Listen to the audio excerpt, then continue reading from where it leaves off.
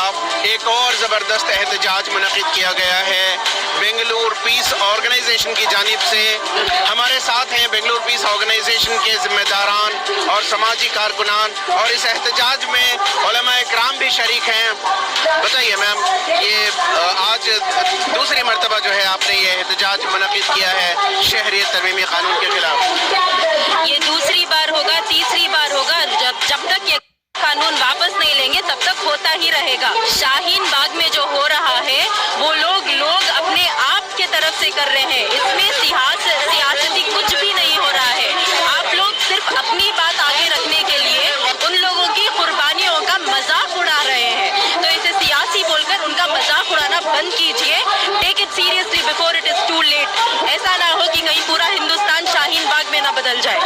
ہر ایک کوئی بھی ہے نا نفرت کی آگ بھڑکا رہا ہے، گولی مارو، مسلمانوں کو مارو، مسلمانوں کو پاکستان بھیجو، یہ سب جو ہے یہ کوئی حکومت جو ہے یہ نہیں کرتی ہے، یہ غنڈہ گردی ہے، سراسر غنڈہ گردی ہے، یہ حکومت چلانے کا طریقہ نہیں ہے۔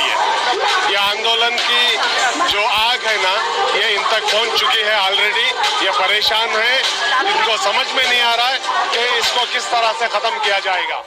محض ساورکر اور گوولکر کے تھنکنگ تھاٹس کو لے کر CNR NRC CA کا سہارا لے کر جو ہے ہندوستان کو اور 50 سال پیچھے بیک موجودہ حکومت کر رہی ہے۔ ہر مومنٹ میں فیل ہو چکے ہیں، تو فیلیور پوائنٹ ڈال کر NRC CA اور CA بھی سب لا کر جو ہے دیش کو ویک کر رہے ہیں اور کمزوری کے راہ پہ دیش کو لے کر جا رہے ہیں۔